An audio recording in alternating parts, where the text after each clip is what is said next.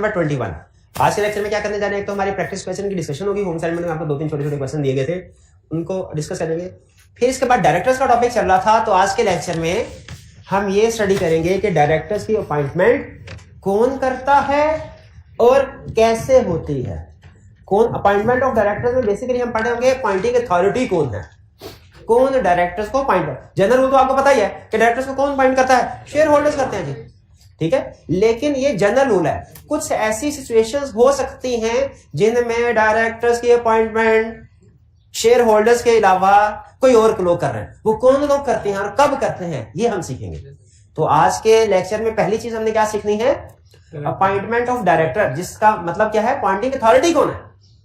और जो more than 95% directors की अपॉइंटमेंट होती है ना, वो रेगुलर वे में होती है। रेगुलर वे क्या होता है, शेयर होल्डर। जैसे पाकिस्तान में गवर्नमेंट कैसे बनती है, वो इलेक्शन के जरिए से, लेकिन बाजू का इलेक्शन के बगैर भी तो निगरान हुकूमत जैसे है, और इसके अलावा जो मार्शल लॉ, ठीक है, तो इलेक्शन के, लेकिन वो पाकिस्तान में तो कॉमन है। लेकिन नॉर्मली दुनिया के ज्यादातर मुल्कों में मोर देन 95% गवर्नमेंट इलेक्शन के जरिए। तो डायरेक्टर्स की अपॉइंटमेंट भी मोर देन 95% किस सेशन में होगी, इलेक्शन के जरिए। तो इसमें जो डायरेक्टर्स की अपॉइंटमेंट इलेक्शन के जरिए से होती है ना, उसका प्रोसीजर सीखेंगे आज। यानी पहला कंसेप्ट हमारा क्या होगा कि डायरेक्टर्स की अपॉइंटमेंट कौन करता है, कौन कर। और रूटीन में चूंकि डायरेक्टर्स की अपॉइंटमेंट शेयर होल्डर करते हैं, तो फिर इसके अलावा हम ये सीखेंगे कि शेयर होल्डर्स डायरेक्टर की अपॉइंटमेंट कैसे करते हैं। इलेक्शन के रूल्स क्या है वो सीखेंगे। जनरल इलेक्शन के रूल्स नहीं सीखेंगे। जनरल इलेक्शन के रूल किसके सीखेंगे, बोर्ड इलेक्शन के रूल्स। डायरेक्टर्स का इलेक्शन कैसे होगा, वो दो कंसेप्ट क्लियर हो गया। क्या सीखने जा रहे हैं, डायरेक्टर्स की अपॉइंटमेंट कौन कौन करता है, और दूसरा जब शेयर होल्डर्स करते हैं डायरेक्टर की अपॉइंटमेंट, तो उसका प्रोसेस क्या होता है, इलेक्शन। लेकिन पहले प्रीवियस इस चैप्टर में से या इवन चैप्टर 1 और 2 जो आपने पढ़ा है, अगर आपको कुछ भी याद हो उसमें से और कुछ सवाल पूछना चाहते हो तो पूछ ले। कोई सवाल पूछ लीजिए चैप्टर 1 चैप्टर 2 में से, या चैप्टर 3 जो अभी तक हमने पढ़ा उसमें से कुछ पूछ ले। कुछ नहीं पूछना, सब ठीक है, चले जी, सब ठीक। अच्छा, हमने असाइनमेंट थी हमारे, मेरी कैलकुलेशन के मुताबिक 3 क्वेश्चन अभी हमने डिस्कस करने थे, 3, 5 और 6। कुछ स्टूडेंट का डिस्कस हो गए थे, तो कोई बात नहीं, डिस्कस हो, वो कौन सा आपको याद होंगे, भूल गए होंगे, अगर हम कर लेते हैं दोबारा, इसमें क्या हर्ज है। क्वेश्चन 3। अच्छा, हमने लास्ट लेक्चर में इससे पहले टॉपिक कौन सा पढ़ा था, एलिजिबिलिटी एंड इनएलिजिबिलिटी ऑफ डायरेक्टर। शाबाश। लेकिन आगे अब मैं तब पढ़ाऊंगा जब आप मुझे पिछला सुनाएंगे। एलिजिबिलिटी ऑफ डायरेक्टर्स क्राइटेरिया बता दे, दो बता दे। नेचुरल पर्सन, शाबाश। मेंबर, शाबाश। अच्छा, लेकिन इसकी कुछ एक्सेप्शंस थी कि जिनमें एक नॉन मेंबर भी डायरेक्टर बन सकता है। फुल टाइम एम्प्लॉय और chief executive, full time director, हाँ, body corporate, a person representing body corporate और फेडरल गवर्नमेंट, और दूसरा पर्सन रिप्रेजेंटिंग क्रेडिटर। शाबाश। ये 4 एक्सेप्शंस थी जिनमें नॉन मेंबर भी डायरेक्टर अपॉइंट हो सकता है। अच्छा, अब इसके बाद कुछ इनएलिजिबिलिटी क्राइटेरिया भी था। Minor, unsound mind, body corporate, non member, undischarged insolvent, person who does not hold national tax number. इसकी एक्सेप्शन भी थी, अनलेस अलाउड बाय कमीशन, ठीक है। और क्या, अच्छा, ये सारी चीजें छोड़े, एंड पे उसने कहा था 2 एग्जांपल्स उसने ऐसी क्राइटेरिया की बताई थी जो सिर्फ लिस्टेड कंपनीज के लिए है। वो कौन सी थी, डिफॉल्टर ऑफ फाइनेंशियल इंस्टीट्यूशन, और दूसरा कौन सा था, ब्रोकर। अच्छा, ये ब्रोकर कौन होता है, हाँ, जो स्टॉक एक्सचेंज में सिक्योरिटीज को बाय सेल करता है, उसका बिजनेस यही होता है। चलिए ठीक है, तसल्ली हो गई मेरी। अब आप केस स्टडी को अटेम्प्ट करने के काबिल है। कह रहे last year the court declared Sami as lacking fiduciary behaviour. हाँ, लैकिंग फिड्यूशरी बिहेवियर पे भी तो वो डिस्क्वालीफाइड हो जाता है ना, 5 साल के लिए। उसी कंपनी के लिए कि किसी भी कंपनी के लिए, किसी भी कंपनी। कह रहे last year court declared Sami as lacking fiduciary behaviour as he did not disclose his interest in transaction with the company. ये एग्जांपल ध्यान में रखिएगा, ये आगे आएगी। In which he was a director. This year Sami is considering to join XYZ Limited as director. Can he be appointed as director of XYZ Limited? क्यों नहीं कर सकता, पॉइंट क्यों नहीं हो सकता, क्योंकि डिस्क्वालीफाइड है। और ये डिस्क्वालिफिकेशन कितने अरसे तक के लिए है, 5 साल के लिए। वो इसका किसी ABC क्या XYZ में भी नहीं बाइंड हो सकता, IJK में भी बाइंड नहीं हो सकता। कितने साल तक? 5 साल कहां से गिनने हैं? डेट ऑफ डिस्क्वालिफिकेशन से। डेट ऑफ डिस्क्वालिफिकेशन अगर 1 मार्च है, 28 फरवरी जो साल खत्म होगा वो, हाँ 5 साल, तो 5 साल 28 फरवरी को खत्म। जो साल 1 मार्च को शुरू हो वो साल कब खत्म होता है? 28 फरवरी। काउंटिंग में सीखा हुआ है कंसेप्ट आपने, ठीक है। 1 मार्च को जो शुरू होता है वो 1 मार्च को खत्म नहीं होता, 28 फरवरी को खत्म होता है। चलिए next question 5। Under the provisions of Company Act 2007, comment on following situation. Zafar was recently appointed as director of HP Limited, a listed company. इसमें सबसे अहम लफ्ज क्या है? सी लॉ के बाद लिस्टेड को अंडरलाइन करें। In March 2018, the board of directors came to know that Zafar had been declared a defaulter by High Court. Disqualified हुआ कि नहीं हुआ? डिस्क्वालीफाई हो गया? डिस्क्वालीफाई हो गया कि नहीं हुआ? भाई हो गया, डिफॉल्टर है। लिस्टेड कंपनी के केस में डिफॉल्टर डिस्क्वालीफाइड हो जाता है। क्या ये लिस्टेड कंपनी है? तो डिस्क्वालीफाइड हो गया। हाँ, डिफॉल्टर ऑफ फाइनेंशियल इंस्टीट्यूशन था। उसने यहाँ पे ये नहीं बताया डिफॉल्टर किस चीज का हुआ है। तो आप ये लिख सकते हैं कि अगर वो डिफॉल्टर हुआ है फाइनेंशियल इंस्टीट्यूशन का तो फिर ठीक है, डिस्क्वालीफाइड। और अगर फाइनेंशियल इंस्टीट्यूशन का नहीं है तो फिर डिस्क्वालीफाइड नहीं होगा। ये कह सकते हैं, बिल्कुल फाइनेंशियल इंस्टीट्यूशन वाला पॉइंट ऐड कर सकते हैं क्योंकि उसने मेंशन नहीं किया। शाबाश। हाँ, अनलिस्टेड कंपनी के लिए एलिजिबल होगा, ये पॉइंट ऐड नहीं कर सकते क्योंकि क्वेश्चन में क्लियरली बता दिया उसने कि ये HP limited listed company. Clear? 6.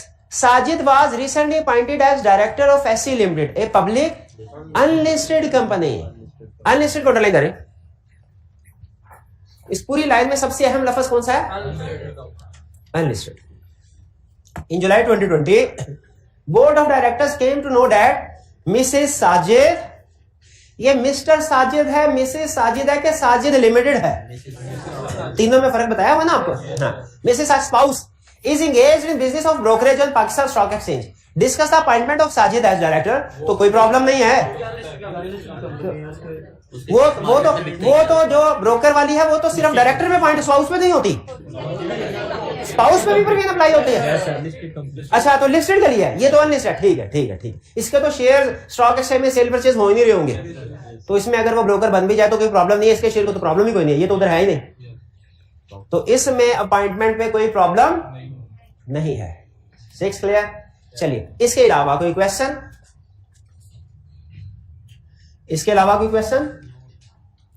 कोई क्वेश्चन नहीं है। चलिए फिर नेक्स्ट कंसेप्ट की तरफ हम चलते हैं। Appointment of director. सबसे पहली चीज, every company shall have director. ये भी कोई बताने वाली बात है? Every company shall have director होंगे तो कंपनी चलेगी ना, ठीक है। ये तो ऐसे जैसे कि हर जहाज का पायलट होगा, वो तो जरूरी है। पायलट होगा तो जहाज चलेगा ना, ऑटो पायलट मोड में सारा थोड़ी चलना है। तो हर कंपनी के डायरेक्टर्स होंगे, एग्री करते हैं। पर आपको एक और मजे की बात बताऊं, हर कंपनी का चीफ एग्जीक्यूटिव भी होता है, हर कंपनी का। लेकिन डायरेक्टर में और चीफ एग्जीक्यूटिव में फर्क है। क्या फर्क है? शाबाश, डायरेक्टर्स को मेंबर अपॉइंट करते हैं, members appoint directors, directors appoint chief executive. दूसरा फर्क, there are many directors but there is only one CEO, chief executive officer. ठीक है, बहरहाल हम कौन सा भी चीफ एग्जीक्यूटिव, हम तो डायरेक्टर पढ़ रहे हैं, डायरेक्टर भी रहते हैं। डायरेक्टर ही समझ आ जाए बड़ी बात है। चीफ एग्जीक्यूटिव तो हमारा नेक्स्ट चैप्टर है, वो नेक्स्ट चैप्टर देख ले, नजर मारे, next chapter chapter 4 chief executive ही है ना। हाँ शाबाश। अच्छा, अब कह रहा है कि डायरेक्टर्स तो होंगे हर कंपनी के, लेकिन तादाद कितनी है? कहता है मिनिमम की हम बताते हैं, मैक्सिमम आपकी मर्जी है। मिनिमम जितने मर्जी कर ले। मिनिमम नंबर ऑफ डायरेक्टर कौन से हैं? मैक्सिमम नहीं बोल रहा, कम से कम। सिंगल मेंबर कंपनी है, कितने डायरेक्टर होंगे? 1। Private company other than single member company है 2 मिनिमम। पब्लिक अनलिस्टेड कंपनी है 3, और पब्लिक लिस्टेड कंपनी है 7। तो मुझे ये बताइए कि आपको ये कंसेप्ट पहले पढ़ा नहीं लग रहा? कहां पढ़ा था? कहां? किस कंसेप्ट में? ये मिनिमम नंबर ऑफ डायरेक्टर वाला कंसेप्ट और किस कंसेप्ट से मिलता जुलता है? बताएं भाई। मिनिमम नंबर ऑफ डायरेक्टर्स वाला कंसेप्ट और किस कंसेप्ट से मिलता जुलता बताएं, शाबाश। किससे मिलता जुलता है, किससे मिलता जुलता है ये concept? Minimum number of members है, शाबाश। जो मिनिमम नंबर ऑफ मेंबर्स वाला कंसेप्ट है वही मिनिमम नंबर ऑफ डायरेक्टर्स। भाई याद है कि नहीं, सिंगल मेंबर कंपनी में मिनिमम कितने मेंबर? 1। और other than single member company private में, और अनलिस्टेड में पब्लिक, और लिस्टेड में। तो वही कंसेप्ट तो है इधर, इसलिए ध्यान में रखिएगा। जब कभी क्वेश्चन में केस स्टडी ना ट्विस्ट आपको उसका दाव बता रहा हूं, दाव तरीका बार दाता है क्या। केस स्टडी में कहेगा ए बी और सी 3 मेंबर्स हैं और यही 3 डायरेक्टर भी हैं। आगे टाइप ऑफ कंपनी नहीं बताएगा, हालांकि बता भी गया पब्लिक अनलिस्टेड। कैसे पता चला? 3 है तो उसी में। पहला दाव उसने ये खेला, टाइप ऑफ कंपनी बताएगा भी नहीं लेकिन बता भी जाए, कुछ भी नहीं कहेगा और कह भी जाएगा। 3 मेंबर्स हैं, दादा लगा लेना ये अनलिस्टेड कंपनी। आगे क्या कहेगा? आगे कहेगा में से एक की डेथ हो गई, बताइए क्या कॉन्सिक्वेंसेस होंगे? आपने कहना है एक की डेथ हो गई तो रिक्वायरमेंट वायलेट हो गई। कौन सी रिक्वायरमेंट वायलेट हुई? Minimum incomplete. दोनों रिक्वायर, एक नहीं, क्योंकि वो मेंबर भी थे डायरेक्टर भी थे, इसलिए एक नहीं 2 रिक्वायरमेंट्स वायलेट हुई। मिनिमम नंबर ऑफ मेंबर वाले भी, और आप सिर्फ एक लिख के आएंगे। आप सिर्फ एग्जामिनर कमेंट्स में, मुझे कैसे पता चला? एग्जामिनर कमेंट्स में बताया उसने कि मैंने जब कह दिया था ये 3 मेंबर्स भी हैं और डायरेक्टर्स भी हैं, तो फिर स्टूडेंट को समझ आना चाहिए था कि जब एक की डेथ होगी तो मेंबर वाली रिक्वायरमेंट वायलेट हो रही है, डायरेक्टर वाली भी हो रही है, दोनों डिस्कस कर रहे हैं। मिनिमम नंबर समझ आ गया? अच्छा, मुझे एक चीज समझ नहीं, उसने लिखा if not fixed by articles. इसका मतलब क्या है कि अगर आर्टिकल्स ने फिक्स नहीं किए मिनिमम तो ये होंगे, और अगर आर्टिकल्स ने फिक्स कर दिए तो वही होंगे आर्टिकल्स वाले। जैसे फर्ज कीजिए आर्टिकल्स ने कहा लिस्टेड कंपनी है, मिनिमम नंबर मेंबर 10 होंगे तो कितने होंगे? 10 होंगे। जैसे आर्टिकल्स ने कहा कि अनलिस्टेड पब्लिक कंपनी है, मिनिमम नंबर मेंबर 7 होंगे तो कितने होंगे? 7 होंगे। जैसे आर्टिकल्स ने कहा कि प्राइवेट कंपनी है other than single member company और मिनिमम नंबर मेंबर्स 1 होंगे तो कितने होंगे? ये चीज शाह, ये 2 होंगे, क्योंकि आर्टिकल्स वाली बात तब तक अप्लाई होगी जब तक वो अगेंस्ट नहीं होगी। बड़े भाई की सारी बातें माननी है तब तक जब वो वालिद साहब की बात के अगेंस्ट नहीं होगी। ठीक है, तो ये जो कंपनीज एक्ट है ये वालिद साहब है, और आर्टिकल्स क्या है? ये बड़ा भाई है। ठीक है, तो बड़े भाई की बात माननी है जब तक कंपनीज के। भैया बात समझ आ गई ना? आगे चलते हैं। कह रहे हैं मैक्सिमम नंबर हमने स्पेसिफाई नहीं किए, इसलिए कि डिपेंड करता है, कंपनी छोटी है तो थोड़े नंबर हम स्पेसिफाई कर देते हैं मैक्सिमम, तो कंपनी उससे भी बढ़ जाती। ठीक है, कंपनी के ऑपरेशंस पूरी दुनिया में फैल जाते, हर पाकिस्तानी कंपनी होती, हर मुल्क के हर शहर में उसकी ब्रांचेस होती, फिर तो 2,500-3 हजार डायरेक्टर चाहिए थे ना। तो उन्होंने कहा इसीलिए हमें पता है कि करीब ऐसी कंपनी आने वाली है, तो उसके लिए हमने क्या किया है, मैक्सिमम नंबर ऑफ डायरेक्टर्स को रिस्ट्रिक्ट नहीं किया। लेकिन आर्टिकल चाहे तो रिस्ट्रिक्ट कर सकते हैं, ध्यान में रखिएगा। कंपनीज एक्ट ने नहीं किया, आर्टिकल्स कर सकते हैं। अच्छा, जब maximum number of member director ने नहीं बताया तो फिर नेक्स्ट जैसे देखें मिनिमम नंबर है लिस्टेड कंपनी है, मिनिमम नंबर है 7, आर्टिकल में लिखा मैक्सिमम हो गए 50। अब जब एजीएम आएगी उसमें डायरेक्टर्स अपॉइंट होने कितने किए जाएंगे? 7 के 50 या दरमियान में कोई भी? ये कौन डिसाइड, अहम क्वेश्चन, ये कौन डिसाइड करेगा कि नेक्स्ट टर्म के लिए कितने डायरेक्टर्स अपॉइंट करने हैं? ये डायरेक्टर्स ही डिसाइड करेंगे, उन्हीं को पता, खुद ही डिसाइड करेंगे, क्योंकि उन्हीं को पता है ना कि बिजनेस में कितना काम है और कितने लोगों की जरूरत है।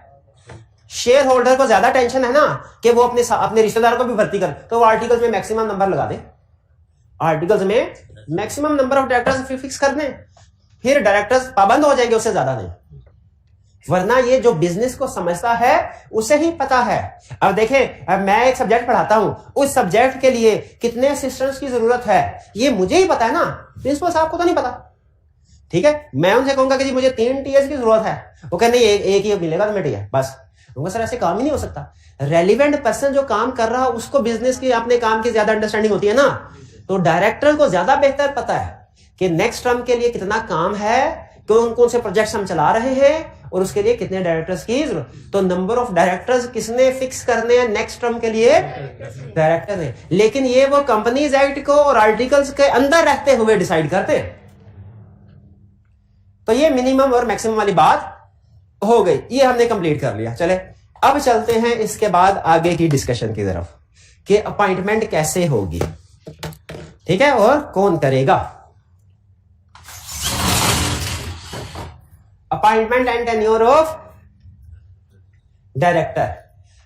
अपॉइंटमेंट के साथ लिख ले अपॉइंटमेंट अथॉरिटी, यानी कौन ऑथोराइज्ड है, कौन अपॉइंट करेगा, अपॉइंटमेंट कौन करेगा। ये डिपेंड करता है टाइप ऑफ डायरेक्टर पे। कंपनीज एक्ट ने जितने भी ऑफिशियल्स का जिक्र किया है ना, जैसे डायरेक्टर है, जैसे चीफ एग्जीक्यूटिव है, या इसके बाद कुछ और ऑफिशियल्स भी आएंगे, तो वो उनकी डिफरेंट कैटेगरी बनाता है। एक कहता है फर्स्ट डायरेक्टर। फर्स्ट डायरेक्टर कौन है? कंपनी की जिंदगी के पहले डायरेक्टर्स। सब्सीक्वेंट डायरेक्टर कौन है? फर्स्ट डायरेक्टर के बाद जो भी डायरेक्टर है, ये पहले डायरेक्टर, ये दूसरे डायरेक्टर, दूसरे के बाद तीसरी दफा, तीसरी टर्म का तीसरे नंबर वाला भी यही, चौथे नंबर, पांचवें, छठे, सातवें, आठवें, यानी बाद में जितने भी डायरेक्टर हैं उनको क्या कहते हैं? फर्स्ट डायरेक्टर को फर्स्ट डायरेक्टर कहेंगे, सेकंड और थर्ड और फोर्थ और 50th और 100th को सब्सीक्वेंट डायरेक्टर। ठीक है। अगर तो दरमियान एक दफा डायरेक्टर अपॉइंट हो गया और अपनी 3 साल की मुद्दत पूरी करने से पहले कोई भी डायरेक्टर ना मरे, तो फिर कंसेप्ट यहीं में खत्म। लेकिन वो तो कभी भी आ सकते हैं ना। तो उस 3 साल के लिए अपॉइंट हुआ और 2 साल बाद ही रोड एक्सीडेंट में डेथ हो गई उसकी। तो जब कोई अपनी टर्म पूरी होने से पहले फारग हो जाए बंदा, उसे कहते हैं कैजुअल वैकेंसी। क्या कहते हैं? Casual vacancy. कैजुअल वैकेंसी के साथ लिख लीजिए क्या? डेथ और डिस्क्वालिफिकेशन। कैजुअल वैकेंसी कैसे राइज होती है? डेथ और रेजिग्नेशन भी लिख लो, लेकिन ज्यादातर लिखा हुआ डेथ और डिस्क्वालिफिकेशन लिखा हुआ तो अंडरलाइन कर ले। इसका मतलब है एक बंदे को 3 साल के लिए अपॉइंट किया, साल के बाद उसकी डेथ हो गई, क्या हुआ? Casual vacancy. डेथ कैसे हुई होगी? कोई रीजन बता, केस स्टडी बनानी है क्या? कोविड हो गया, उसको कोरोना वायरस हो गया, उसे डेथ हो गई, कैजुअल वैकेंसी आ गई। डिस्क्वालिफिकेशन कैसे हुई होगी? डायरेक्टर ने क्या किया होगा तो डिस्क्वालीफाई, लैकिंग फिड्यूशरी बिहेवियर और सारे शेयर्स बेच दिए, सारे शेयर बेच दिए। लेकिन इसमें 4 एक्सेप्शन हैं। अगर वो एक्सेप्शन में आ गया तो फिर बच जाएगा, लेकिन अगर एक्सेप्शन में नहीं आता तो डायरेक्टर नहीं रहे। और क्या होगा? पर्सन ऑफ फंड्स पागल हो गया और लिस्टेड कंपनी थी, डिफॉल्ट कर गया। लिस्टेड कंपनी थी, ब्रोकर से शादी कर ले और कुछ ना हो, डिस्क्वालीफाई हो गए हो भाई, डिस्क्वालीफाई। डिस्क्वालिफिकेशन की टेंशन नहीं है। अच्छा, तो ये सारी याद रख, केस स्टडी में वो कोई भी इवेंट इस तरह का क्रिएट कर देगा। तो कैजुअल वैकेंसी का, क्योंकि चूंकि पहली दफा हम ये लफ्ज पढ़ रहे हैं इसलिए मैंने इसको थोड़ा डिटेल में एक्सप्लेन किया।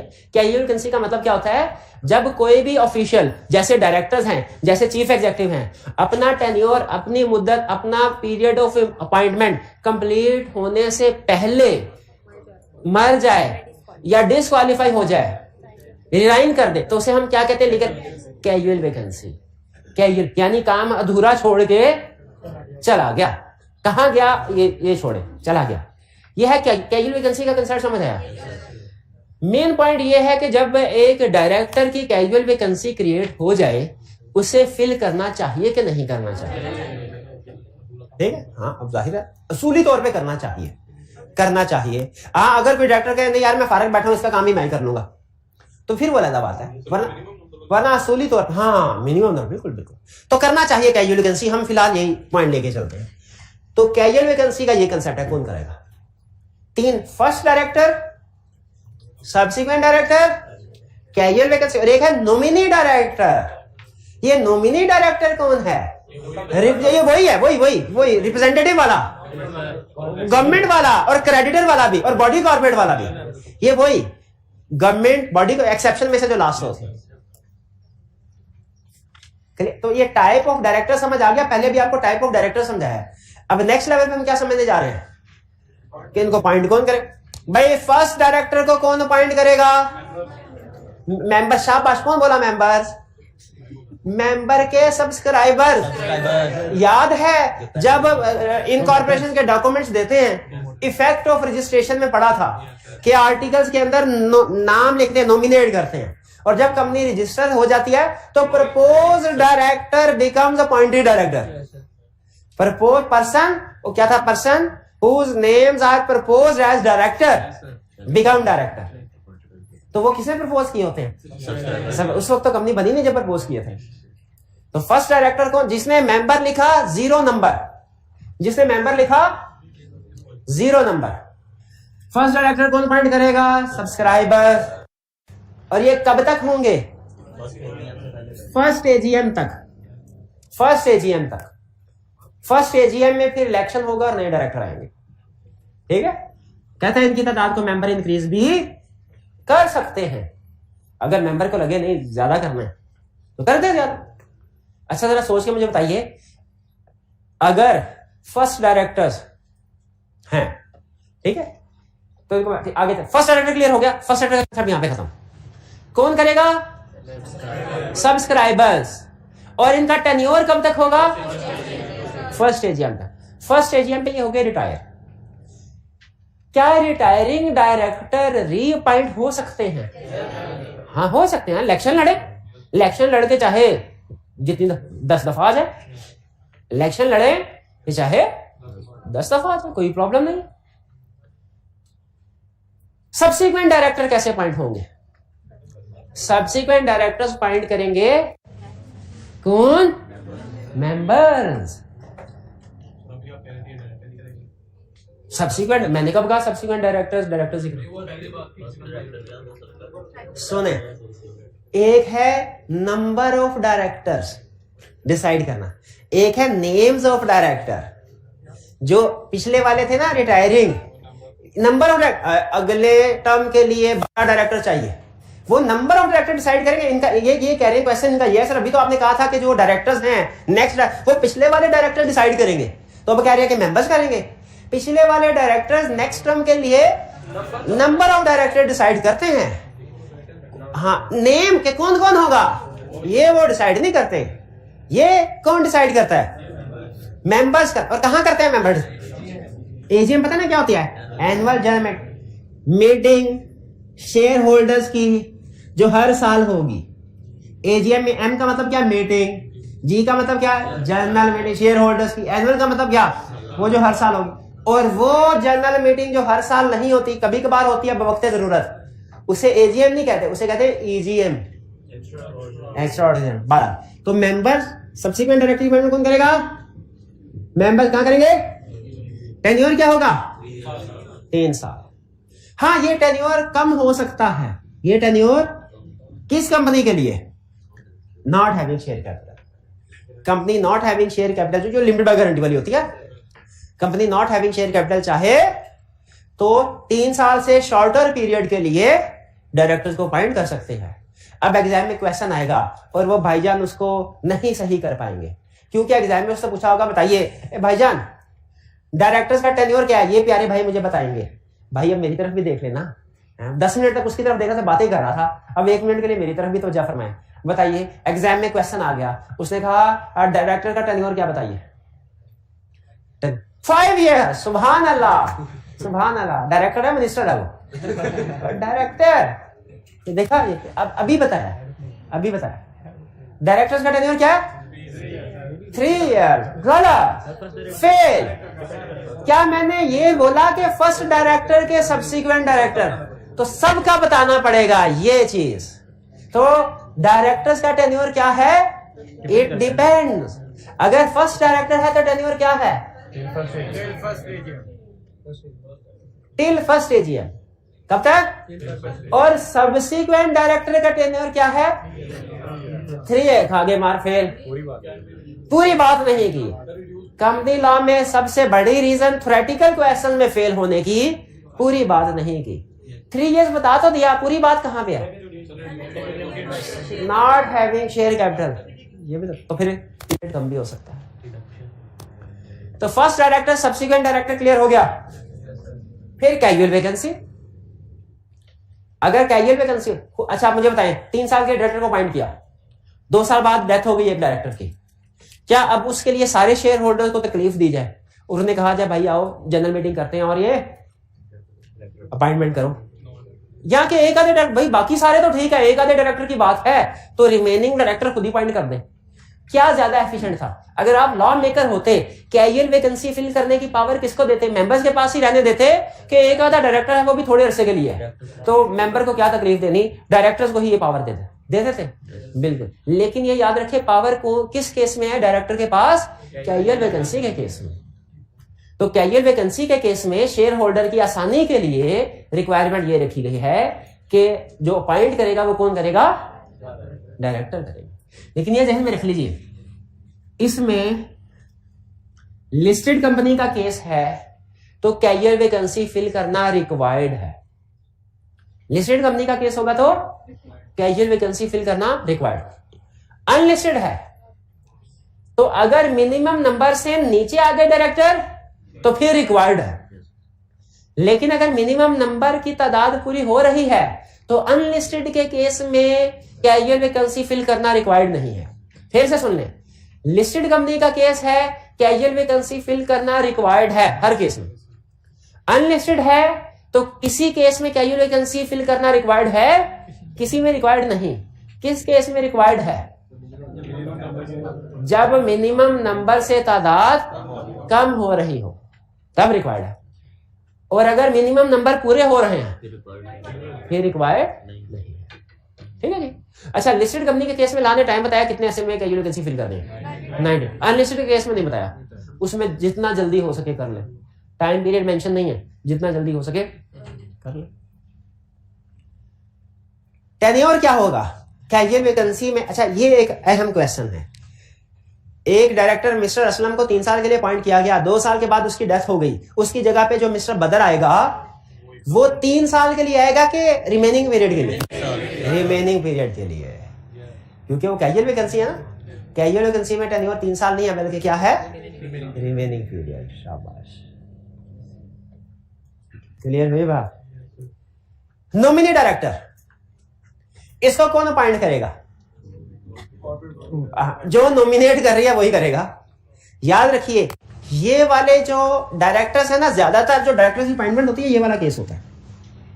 ये वाले डायरेक्टर्स के लिए इलेक्शन होता है, फर्स्ट डायरेक्टर के लिए इलेक्शन, कैजुअल वैकेंसी के लिए भी इलेक्शन, और ज़हन में रखिएगा नॉमिनी डायरेक्टर्स के लिए भी इलेक्शन नहीं होता। इनको बैकएंड पे जिन्होंने लोन दिया हुआ है या जिन बॉडी का, हाँ, वो नॉमिनेट करेंगे, वो नॉमिनेट करेंगे। क्लियर? और आपको एक और मजे की बात बताऊं, ये जो नॉमिनी डायरेक्टर्स होते हैं ना, एक तो ये कि इनका इलेक्शन नहीं होता, दूसरा इनका टेन्योर भी नहीं होता जितने मर्जी साल। जब तक फेडरल गवर्नमेंट है ना, उसने अपना बंदा, जब तक उसके पास शेयर होल्डिंग है, जब तक उसके पास उसने लोन दिया हुआ है, तब तक उसके पास पावर है। वो चाहे तो साल के बाद अपना बंदा चेंज कर लेगा किसी और को नो, क्योंकि जो फेडरल नॉमिनी डायरेक्टर्स होते हैं नॉर्मली कोई सरकारी अफसरान होते हैं, अगर बैक एंड पे फेडरल गवर्नमेंट हो, या अगर बॉडी कॉर्पोरेट है तो कोई ना कोई कंपनी का एम्प्लॉय होगा। तो जब उसकी एम्प्लॉयमेंट खत्म हो जाती है तो गवर्नमेंट फिर क्या करती है, उनकी जगह पे दूसरे लोगों को अपॉइंट कर देते हैं। तो नॉमिनी डायरेक्टर का तरीकाकार थोड़ा सा अलग है, फर्स्ट डायरेक्टर का तरीकाकार थोड़ा सा अलग है, कैजुअल वैकेंसी का तरीका थोड़ा सा अलग है। लेकिन ये एक्सेप्शनल या रेयर केस है। ये कौन से है? रूटीन में डायरेक्टर्स की अपॉइंटमेंट किस तरीके से होती है? रूटीन में इलेक्शन के जरिए से, इलेक्शन के जरिए से। तो ठीक है, ये अब लाइन आपको समझ आई होगी कि इसे गवर्नमेंट बॉडी कहते हैं till player of nominating body. जब तक नॉमिनेटिंग बॉडी का दिल करे तब तक उनका टेन्योर होगा। क्लियर? क्या डायरेक्टर्स को क्रेडिटर्स नॉमिनेट कर सकते हैं? जैसे क्रेडिटर्स हम रात को लोन दिया हुआ, जैसे बैंक्स, क्यों क्रेडिटर्स क्यों नॉमिनेट करते हैं डायरेक्टर्स को? लोन दिया है ताकि वो देखे कि लोन की शर्तें पूरी कर रही है कि नहीं कंपनी। ये ना कंपनी सारी खाली हो जाए फिर बैंक को पता चले ये खाली। तो जब उनका बंदा उनके डायरेक्टर में शामिल होगा तो जैसे जैसे फैसले गलत होंगे वैसे वैसे क्राइटेरिया को रिपोर्ट मिलती रहेगी जी। नहीं, प्रैक्टिकली जो नॉमिनी डायरेक्टर होता है ना, ये डिपेंड करता है। अगर तो ये बाय क्रेडिटर है ना, तो इसको बिजनेस से गर्ज नहीं होती, ये मीटिंग में मौजूद जरूर होता है। इसको गर्ज होती है कि जी हमने जो लोन दिया है ना, उसके जैसे लोन में शर्त है कि पहले इंटरेस्ट बाद में डिविडेंड, तो ऐसा ना हो कि इंटरेस्ट अभी पेंडिंग है पेमेंट और डिविडेंड पहले, ये उसको देखता है। और जो बाकी के डायरेक्टर होते हैं ना, ये जो फेडरल नॉमिनी है, जो फेडरल गवर्नमेंट का है, ये शेयर होल्डिंग के तौर पे, इन दोनों में भी फर्क है। अगर आप थोड़ा सा सोचेंगे ना, ये हैं ये दोनों नॉमिनी डायरेक्टर, लेकिन लॉ ने इन दोनों की कैटेगरी अलग-अलग क्यों बनाई है? बता सोचे, इसके पास शेयर होल्डिंग की पावर है, ये है इन्वेस्टमेंट थ्रू शेयर, ये है इन्वेस्टमेंट थ्रू लोन। तो बाज़ औक़ात इसके पास कुछ हो सकता है और इसकी प्रेफरेंस हो, इसकी प्रेफरेंस कुछ और हो। तो नॉमिनी डायरेक्टर्स की दो टाइप्स हैं, दोनों में फर्क है, या रिप्रेजेंटेटिव डायरेक्टर भी कह सकते हैं, दोनों में फर्क है। कुछ समझ आए बात? ये बाय गवर्नमेंट या बॉडी कॉर्पोरेट के आगे लिखा हुआ है हु इज शेयर होल्डर, ये देखिए एक्सेप्शन वाले में देखिए लिखा हुआ है, जहां पे 4 एक्सेप्शन है डायरेक्टर्स, उसमें देखें नॉमिनी या रिप्रेजेंटेटिव के साथ आगे उसे लिखा होगा, ये बॉडी कॉर्पोरेट या फेडरल गवर्नमेंट के साथ शेयर होल्डिंग का लफ्ज लिखा होगा, और क्रेडिटर के साथ कॉन्ट्रैक्चुअल अरेंजमेंट लिखा होगा इस तरह की बात।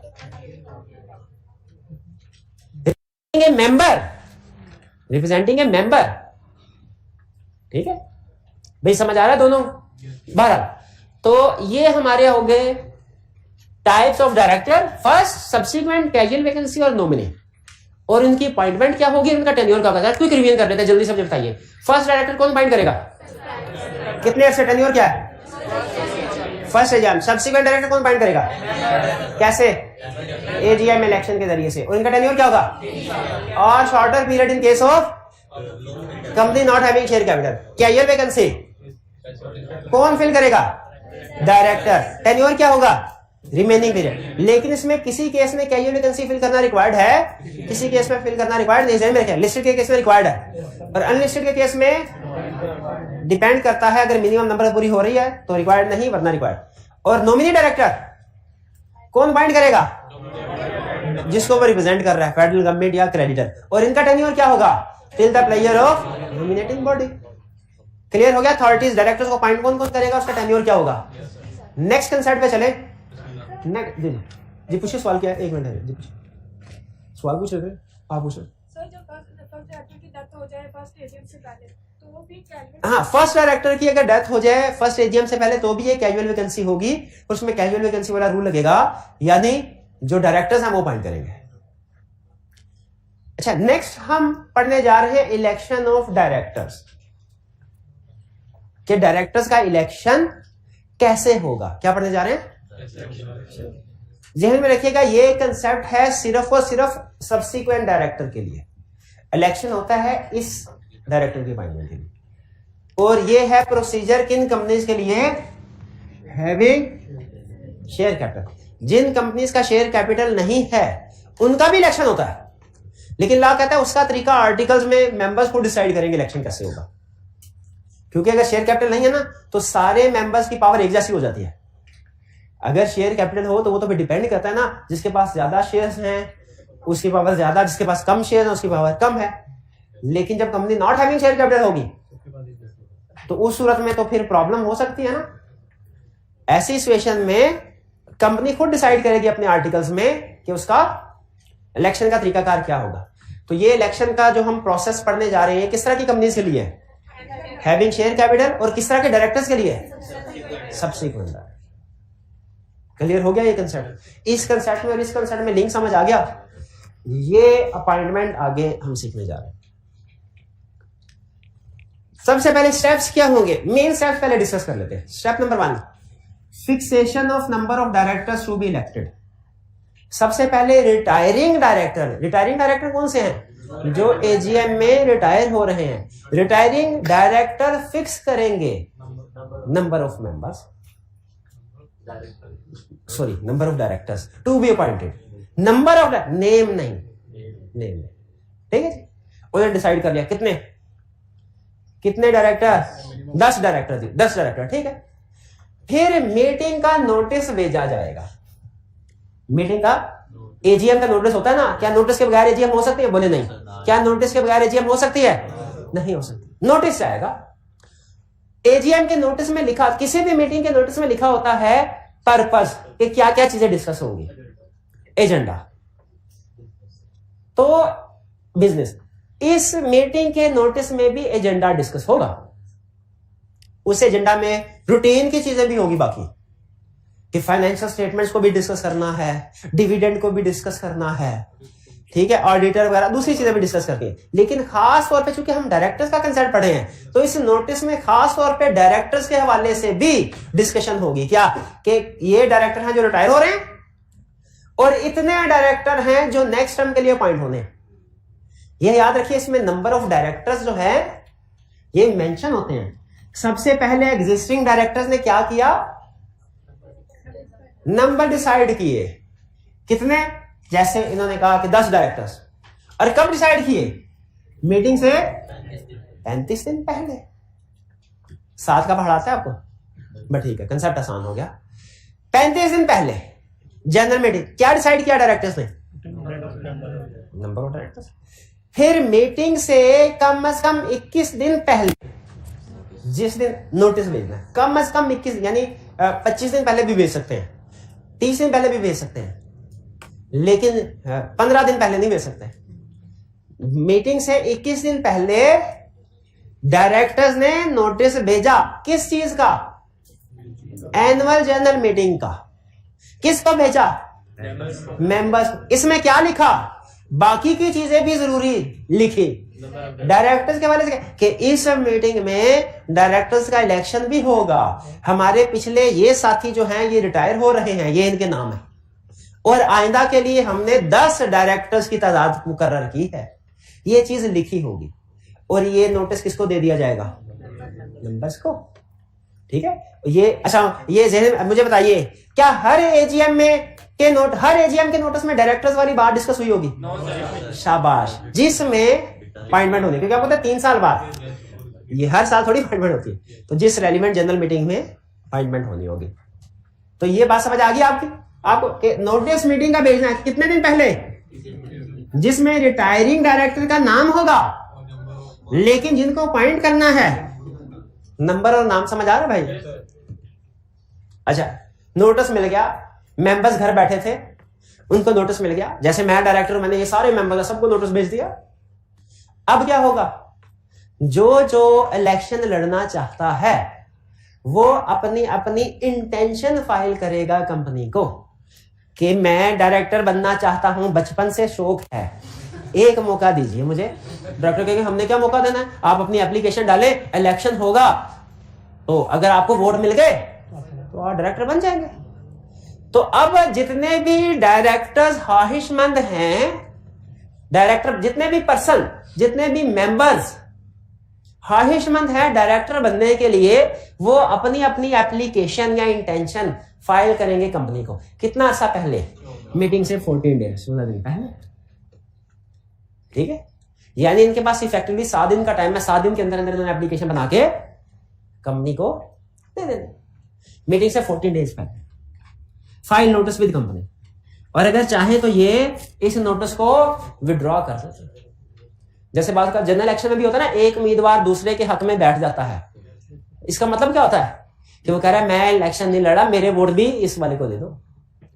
तो अगर कोई पर्सन जो डायरेक्टर बनना चाहता था वो अपना नोटिस विड्रॉ करना चाहे, कर सकता है, मीटिंग से पहले किसी वक्त भी कर ले। 3 स्टेप्स हो गए। पहला स्टेप क्या था? डायरेक्टर की appointment. Number of director fix किए 35 डेज बिफोर, फिर नोटिस भेजा 21 डेज, फिर फाइल, इंटेंशन फाइल की डायरेक्टर। अच्छा, आप जरा सोचिए, डायरेक्टर के पास ये एक पर्सन ने इधर से इंटेंशन फाइल की, एक ने इधर से की, एक ने इधर से, 15 इंटेंशन आ गई। शेयर होल्डर 100 है। क्या इन सारी इंटेंशन के बारे में मेंबर्स को बताना चाहिए कि नहीं? क्यों बताना चाहिए? ताकि वो डिसाइड कर लें कि कितने उम्मीदवार हैं, मैंने किसको वोट देना है, बल्कि मैंने किसको वोट देना है। मैंने मल्टीपल वोट्स, ये जनरल इलेक्शन थोड़ा ही है, किसको वोट देना है। सिर्फ ये नहीं, किसके लिए भिजवा रहे हैं, ताकि डिसाइड कर ले मेंबर कि मैंने किस किस को वोट देना है। अच्छा, अब ये किस किस को वोट देना है, इसके पीछे साइंस अभी मैं एक्सप्लेन करता हूं। पहले ये एग्री कर ले मेरे साथ कि क्या सारे मेंबर्स को मीटिंग में आने से पहले ये पता होना चाहिए कि कैंडिडेट कौन कौन है, ताकि वो डिसाइड कर ले मैंने किस किस को वोट देना है। शाबाश। तो इसीलिए नेक्स्ट स्टेप क्या है कि इन सारे कैंडिडेट्स की कंपनी लिस्ट बनाती है और फिर इस लिस्ट को ट्रांसमिट कर दिया जाता है, सेंड कर दिया जाता है किसको, मेंबर्स को। और ये 7 दिन पहले, एजीएम से 7 दिन पहले ये नोटिस सेंड करना है मेंबर को, और अगर लिस्टेड कंपनी हो तो अखबार में भी इश्तिहार दे देना।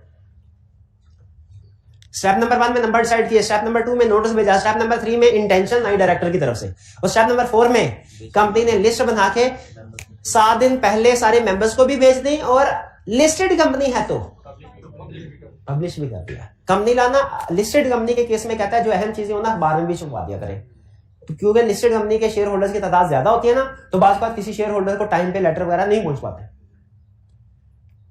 ये हो गया, हमारा लिस्ट पहुंच गई। अब सबने डिसाइड कर लिया कि मैंने किस किस को वोट देना। अब आ गया इलेक्शन का दिन। कौन सा दिन? इधर मीटिंग हो रही, सारे मेंबर्स बैठे हैं। सबसे पहले तो यह देखा जाएगा कि क्या हमने जितने डायरेक्टर्स अपॉइंट करने थे उससे ज्यादा की एप्लीकेशन आई है या उतनी, और या उससे कम। इसलिए कि अगर तो जो डायरेक्टर अपॉइंट करने थे 10, एप्लीकेशंस आई 8 की, तो इलेक्शन की जरूरत ही नहीं है। सारे के सारे बिला मुकाबला मुंतखब जीत गए। इसको कहते हैं अनअपोज्ड डायरेक्टर। क्या कहते हैं? Unopposed director. अच्छा, अगर 10 डायरेक्टर अपॉइंट करने थे और एप्लीकेशंस आई 10 की, तो इलेक्शन होगा? नहीं होगा। सारे के सारे बिला मुकाबला मुंतखब अनअपोज्ड डायरेक्टर। लेकिन अगर 11 की एप्लीकेशन भी आ गई ना, तो अब इलेक्शन होगा। तो पहले तो ये डिसाइड कर ले मीटिंग में कि नंबर ऑफ कैंडिडेट्स और जो नंबर फिक्स किए हैं वो कितने हैं। अगर तो नंबर ऑफ कैंडिडेट्स इक्वल या लेस है, इलेक्शन वो बिला मुकाबला बोलते हैं। यहां पे स्टूडेंट पूछते हैं सर अगर 10 हमने अपॉइंट करने थे, लिस्टेड कंपनी है और एप्लीकेशन 6 की आई, क्या होगा? 6 पॉइंट हो, लेकिन मिनिमम तो 7 होने चाहिए, तो 7वां कैजुअल वैकेंसी के तौर पे पॉइंट हो जाता है। डायरेक्टर फिर जो आते हैं ना, वो कहते हैं ठीक है 7वां इसको कर लेते हैं। नहीं होती, लेकिन क्या करें? क्या करें? दोबारा करवाएं? क्या करें? कोई हल है आपके पास? इससे बेहतर हल है तो बता दें। नहीं, गुजारा करने से आगे का।